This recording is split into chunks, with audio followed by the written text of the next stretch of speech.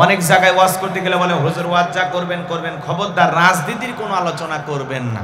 আছে না নাই? আপনারাই বলেন তো আমার বাড়ি কোন জেলা? গাইবান্ধা। গরিব এলাকায় বাড়ি তো, এই জন্য আমার জেলার নামটা নিতেও আপনাদের কষ্ট হচ্ছে। একটু জোরে বলেন আমার বাড়ি কোথায়? আমি আসছি কোন জেলায়? নওগাঁয়। বিশ্বাস করেন আমি গাইবান্ধা থেকে নওগাঁ এসেছি শুধুমাত্র করণের কথা বলার আশায়, এছাড়া আমার আর অন্য কোনো উদ্দেশ্য নাই। আর গাইবান্ধা থেকে নওগাঁ রানীনগরে রাজনীতি করে আমার কোনো লাভ আছে? আগামী নির্বাচনে এলাকার মহিলা মেম্বার পদেও দাঁড়ানোর কোনো চান্স আছে? তাহলে আমি কেন এখানে রাজনীতি করব? যদি করাই লাগে নিজের জেলা গাইবান্ধায় করবো। কথা বলেন ঠিক কিনা? এই জন্য আপনার টেনশন মুক্ত থাকবেন। আমি আপনাদের কথার সাথে একমত। আমি বাংলাদেশের রাজনীতি কোনো দলের বক্তা না, আমি রাজনীতি কোনো বক্তব্য দেব না। I will not say any political word because I am not a leader of any political party. কারণ এখানে সব দলের লোক আছে না নাই? এখানে বসেছেন আওয়ামী লীগ, বিএনপি, জাতীয়বাদী জামাত ইসলাম, জাসদ, বাসদ, চরমান, আরশিদ, জানবেকি, ফুরপুরে, হাটাজার, ওলামা জামাত, তাবলিগ, পাবলিক, ওলামা লীগ, গণতন্ত্র, গণফোরাম, শিশু সমাজ, বিকল্প ধারা, এলজিবিটি, নাগরিক শক্তি, পিপল সোসাইটি, 4 দল, 14 দল, 8 দল, 19 দল, 20 দল, ইসলাম বিএনপি, বাংলাদেশ কংগ্রেস এ পর্যন্তই থাক। আবার ভিপি নুরের আছে গণ অধিকার পরিষদ। তৈমুর চাচা খুলেছিল তৃণমূল বিএনপি, চাচার হাতে মূলে ধরায় দিছে। চাচা এখন রাস্তায় রাস্তায় কান্দে। কথা কন না? এত দলীয় লোক সেখানে, আমি কি বোকা দলীয় আলোচনা করব? এই দিক থেকে যদি একটা দলের লোক গুদা মারে, ওই দিক থেকে আরেকটা দলের লোক থানায় টেলিফোন করে, আমি হুজুরের অবস্থা ভালো না খারাপ? অতএব আজকের মাহফিলে বাংলাদেশের রাজনীতি নিয়ে কোনো আলোচনা করা হবে?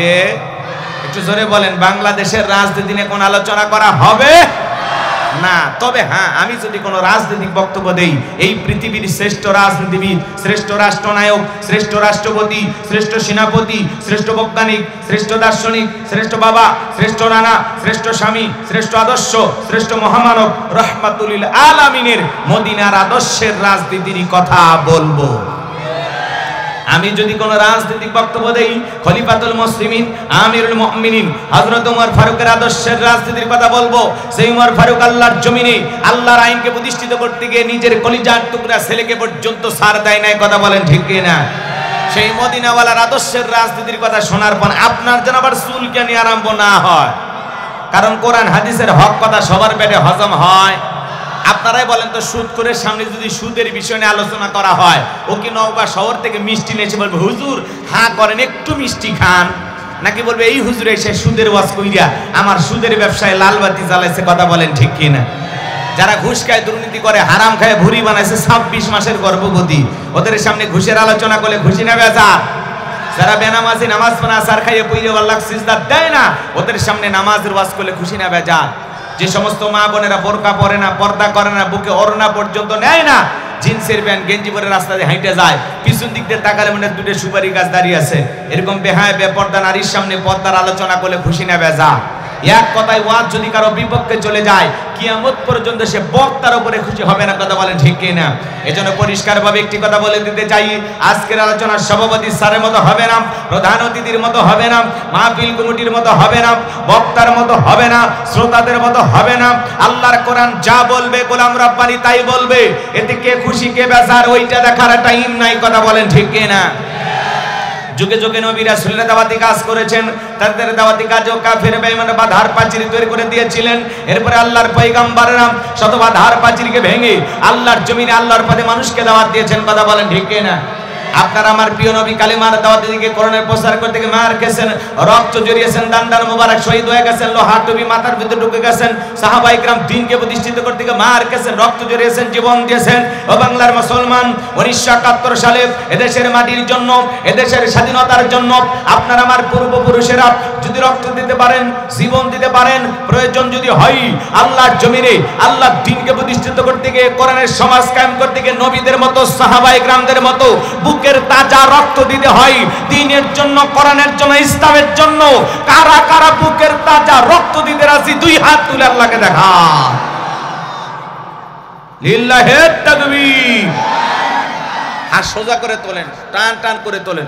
ওই যে মাঝে মাঝে হাত বেঁকা করে তুলেছেন, দুই হাত সোজা করা শক্তি নাই। আপনি পুরুষ মানুষ, দুধ ডিম ভিটামিন ক্যালসিয়াম মাঝে মাঝে কিনে খাবেন, একেবারে দুর্বল হলে চলতে পারবেন না। হাত সোজা করেন, সোজা করেন। আমার আল্লাহ রাব্বুল আলামিন বলেন ইন্নাল্লাহা আশতারা মিনাল মুমিনিনা আনফুসাহুম ওয়া আমওয়ালাহুম বিআন্না লাহুমুল জান্নাহ। সূরা তাওবার 111 নম্বর আয়াতে আল্লাহ পাক জানিয়ে দিলেন নিশ্চয়ই মুমিন বান্দাদের জান মাল আমি আল্লাহ ক্রয় করে নিয়েছি, বিনিময়ে দেব জান্নাত। বলুন সুবহানাল্লাহ। তাহলে বলেন তো বাজান, আপনার আমার জীবনের মালিক কে? এই নওগাঁর যুবকেরা ভালো করে বলো তো, এই জীবনের মালিক কে? প্রেম করবার প্রেমিকাকে পার্কে নিয়ে যা ডায়লগ দিবা, এ জীবন তোমার, তুমি শুধু আমার। ওরে হাইব্রিড যুবক, এই জীবনের মালিক কে? আপনার আমার সম্পদের মালিক কে? আল্লাহর দেয়া জীবন, আল্লাহর দেয়া সম্পদ আল্লাহর পথে খরচ করতে রাজি আছেন তো মুসলমান? রাজি আছেন তো ইনশাআল্লাহ? রাজি আছেন তো ইনশাআল্লাহ? বাম হাত নামান, শুধু ডান হাত তুলে রাখেন। আল্লাহ রাব্বুল আলামিন বলেন ইল্লা আসহাবাল ইয়ামিন ফি জান্নাতি ইয়াতাসাআলুন।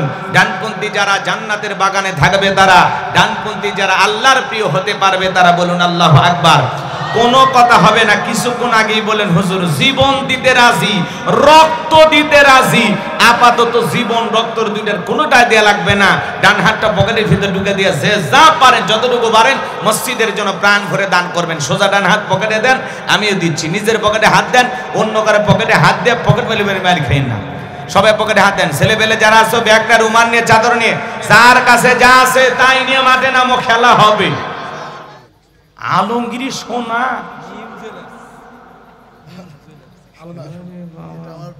সোনালি আসবেন, একটা ভরি দিলে কাম হয়ে যেত গো। হ্যাঁ 1,15,000 আসল দিন, ভেজাল দেন না মাংস। ঠিক আছে। এক জুয়েলার্সের দোকানদার ভাই আমার 1,000 টাকা দিয়েছেন। ভাই সোনার দাম অনেক, আমরা মনে করছি ওখান থেকে 2-1 ভরি নিয়ে আসলে আর কিছু চাইতাম না, যাই যে কাজ করে ওটা নিয়ে আসবে, তাই না? সব চাইতে ভালো, আমরা পরে বিক্রি করবো নিলামে তুলে। আচ্ছা ঠিক আছে। এরপরে নাকের ফুল, কানের দুল 2-4 জোড়া নিয়ে এসে চলেন আমরা আলোচনায় চলে যাই। 11:30 পর্যন্ত কারা কারা থাকবেন না তারা 2 হাত তোলেন। আলহামদুলিল্লাহ, আপনারা খুব চালাক, ভাল লাগতেছে আপনাদের দেখে। যদিও শ্রোতা কম মনে করেন না যে আলোচনা হবে না, একদম এমনটা ভাবেন না। আপনারা মোটামুটি 11:30 পর্যন্ত কারা কারা থাকবেন 2 হাত তুলে বলেন ইনশাআল্লাহ। একটু জোরে বলেন ইনশাআল্লাহ। আল্লাহ কবুল করেন, জোরে বলেন আমিন। এই যে ওয়াদা দিলেন, ওয়াদা ভঙ্গ করা কিসের লক্ষণ? মুনাফিকের লক্ষণ। হ্যাঁ, নিজেরা যে ওয়াদা দিয়েছেন, ওয়াদা প্রতিশ্রুতি ঠিক রাখা লাগবে। কোন যুবক যদি ওঠে মাহফিল থেকে, ওর ছবি মোবাইলে তুলে রাখবেন, মেয়েকে বুড়ি বানায় রাখবেন, তাই কোনো ছেলের সাথে বিয়ে দেবেন না। কারণ এর সাথে বিয়ে দেওয়া আর হিজড়ের সাথে বিয়ে দেওয়া একই কথা। পুরুষের পেশাব 1 ঘন্টার মধ্যে কেন লাগবে? পেশাব লাগবে নগঞ্জ, পেশাব করবি নারায়ণগঞ্জ, এটা হলো পুরুষ। কথা বলেন ঠিক না? এই জন্য এই 1 ঘন্টার সময় কেউ দয়া করে উঠবেন না। আপনারা যদি ধৈর্য নিয়ে থাকেন আমি 12টা পর্যন্তই চালাবো ইনশাআল্লাহ। আল্লাহ কবুল করেন, জোরে বলুন আমিন। সময় কম, কোনো ভূমিকা নাই, ডাইরেক্ট আলোচনা। আমি কথা বলবো পবিত্র কোরআনুল কারীমের 108 নম্বর সূরা। সূরাটির নাম কাউসার। জোরে বলেন কি নাম? অনেকেই ভাবতেছেন হুজুর সূরা কাউসার থেকে ওয়াজ করবেন, এটা যদি আমরা বুঝতাম কষ্ট করে আপনাদের মাহফিলে আসতাম, তাই ভাবতেছেন। আচ্ছা আপনারাই বলেন তো বাজান, পরিচিত পথে পথ চলতে সহজ হয় না কঠিন হয়? একটু জোরে বলবেন, পারবেন না? পরিচিত মানুষের সাথে কথা বলে ভালো লাগে না খারাপ লাগে? পরিচিত পথে পথ চলতে যেমন সহজ হয়, পরিচিত মানুষের সাথে কথা বলে যেমন ভালো লাগে।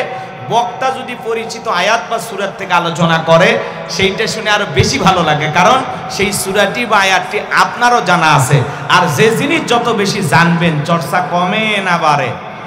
জোরে বলেন, চর্চা কমে না বাড়ে? সূরা কাউসারের তাফসীর হয়তোবা আপনারা যেভাবে শুনেছেন আমি হয়তোবা সেভাবে জানি না। আজকে আমি যেভাবে বলবো হয়তোবা আপনারা সেভাবে শোনেন নাই। কথায় আছে এক একটা ফুলের এক একটা সুঘ্রাণ। কথা বলেন ঠিক কিনা? এই জন্য আমাকে একটু শুরু করতে দেন, কোরআনের কথা অবশ্যই ভালো লাগবে। আল্লাহ কবুল করুন, জোরে বলুন আমিন। কারণ আল্লাহর এই কোরআনের মধ্যে কোনো ভেজাল আছে বাজান? কোনো মিথ্যা আছে? কোনো ধোঁকা আছে? থাকবে কি করে? কিতাবটি নাজিল করেছেন কে? সে আল্লাহ রাব্বুল আলামিন বলেন যালিকাল কিতাবু লা রাইবা ফীহি। আমার আল্লাহ রাব্বুল আলামিন বলেন এটি এমন একটি কিতাব যেই কিতাবের মধ্যে কোনো সন্দেহ নাই, কোনো সংশয় নাই, কোনো মিথ্যা নাই, কোনো ধোঁকা নাই। There is no doubt। বলুন আল্লাহু আকবার। হুদাল্লিল মুত্তাকিন, মুত্তাকি বান্দাদের জন্য গাইডলাইন হিসাবে, পথ প্রদর্শক হিসাবে আসমান থেকে কিতাবটি নাজিল করেছেন কে? সেই কিতাবের আলোচনা শুনলে লাভ না লস? লাভটাকে আমার আল্লাহ জানায়া দিলেন, ওয়া ইযা কুরিয়াল কুরআনু ফাসতামিউ লাহু ওয়া আনসিতু লাআল্লাকুম তুরহামুন। সূরা আরাফ আয়াত নাম্বার 204 আমার আল্লাহ রাব্বুল আলামিন জানায় দিলেন, তোমাদের সামনে যখন কোরআন পাঠ করা হয়, কোরআনের আলোচনা করা হয়, চুপ করে কান লাগিয়ে মনোযোগ সহকারে কোরআনের কথাগুলো শ্রবণ করো। যারা চুপচাপ কোরআনুল কারীমের কথাগুলো শ্রবণ করবে, আমার আল্লাহ রাব্বুল আলামিন আসমান থেকে তাদের উপরে আল্লাহর রহমত বৃষ্টির মতো নাজিল করবেন। বলুন সুবহানাল্লাহ।